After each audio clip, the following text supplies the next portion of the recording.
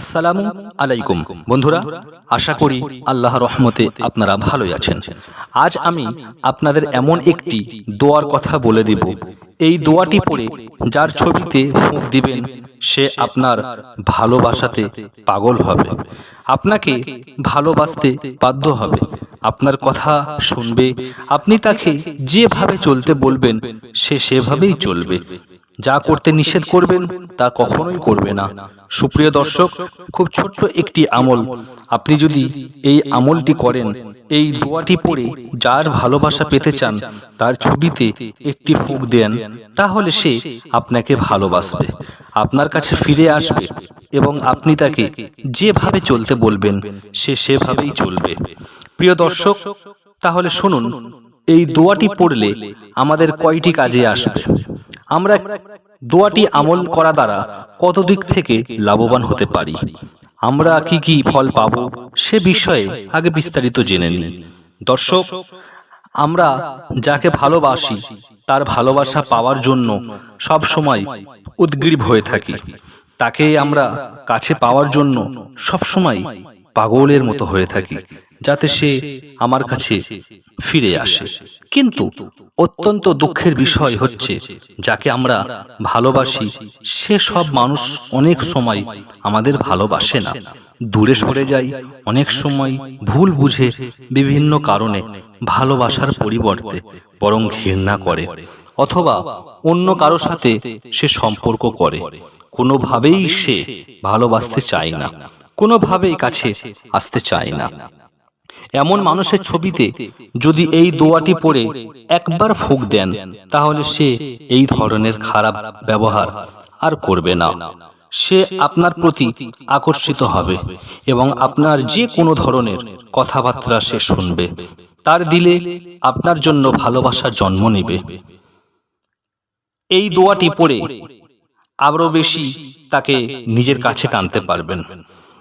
আর এই দোয়াটি পড়ে যদি স্বামী স্ত্রীকে ছেড়ে চলে যায়, স্ত্রীর খোঁজ খবর না রাখে বা স্ত্রীকে ভালো না বাসে, স্ত্রী যদি এই দোয়াটি পড়ে স্বামীর ছবিতে একটি ফুঁক দেয়, তাহলে তার স্বামী তার কাছে ফিরে আসবে, তাকে ভালোবাসবে।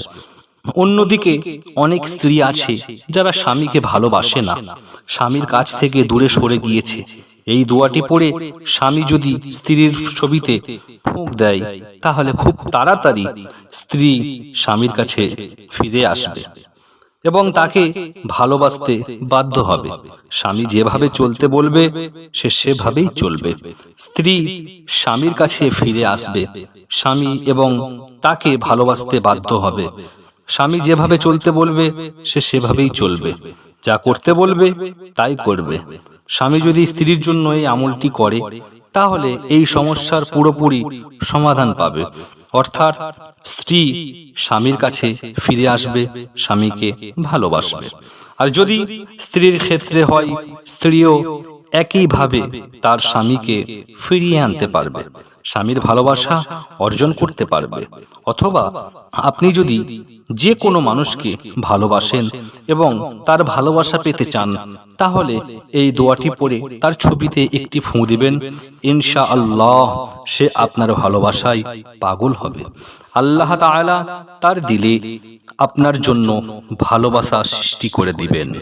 সুপ্রিয় দর্শক, যার ভালোবাসা পেতে চান তার ছবিটি হাতে নিয়ে প্রথমে 7 বার দরুদ শরীফ পড়ে নেবেন। দরুদে ইব্রাহিম পড়লে ভালো হয়, যদি দরুদে ইব্রাহিম না পড়েন তাহলে সাল্লাল্লাহু আলাইহি ওয়াসাল্লাম এই দরুদটি 7 বার পড়ে নেবেন। তারপরে পরেই আপনারা 41 বার এই দোয়াটি পড়বেন। দোয়াটি হলো ইয়া ওয়াদুদ।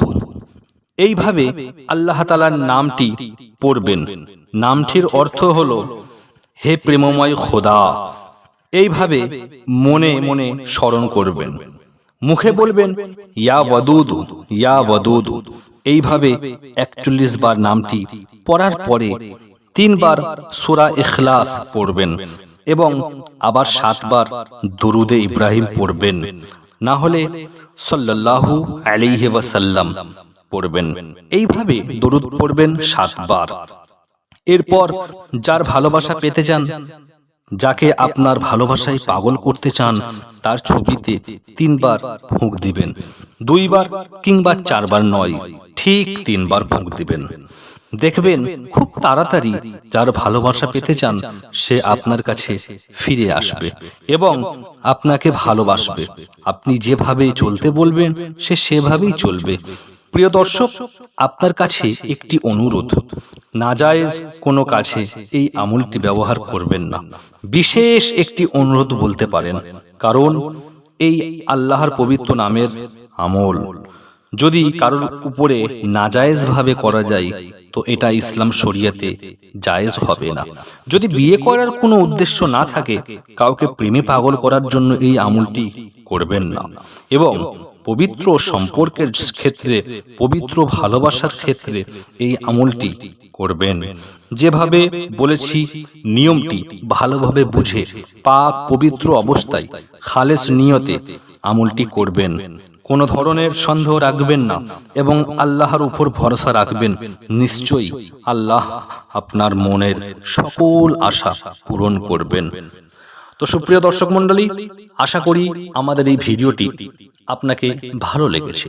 যদি ভালো লাগে একটি লাইক করুন ও আপনার মতামত কমেন্ট বক্সে কমেন্ট করে জানান।